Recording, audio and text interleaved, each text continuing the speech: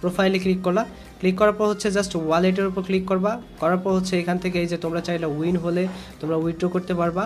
যেহেতু হচ্ছে আমরা ব্যালেন্স অ্যাড করতে চাচ্ছি তো জাস্ট অ্যাড মোডে ক্লিক করব। অ্যাড মোডে ক্লিক করার পর এখানে কিন্তু হচ্ছে অনেকগুলো গেটওয়ে আসছে, বিকাশ, রকেট আর নগদ। তো আমরা যেহেতু বিকাশের মাধ্যমে টাকা অ্যাড করবো, বিকাশে ক্লিক করলাম। দেন হচ্ছে এখানে একটা নাম্বার দেওয়া আছে, দেখতে পারতেছো 013, এই যে 33, এই নাম্বারটা জাস্ট হচ্ছে কপি করে নিলাম।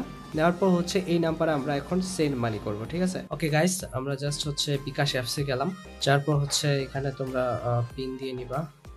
তারপর হচ্ছে সেন্ড মানিতে ক্লিক করে এই নাম্বারটা লিখবা 0133465326।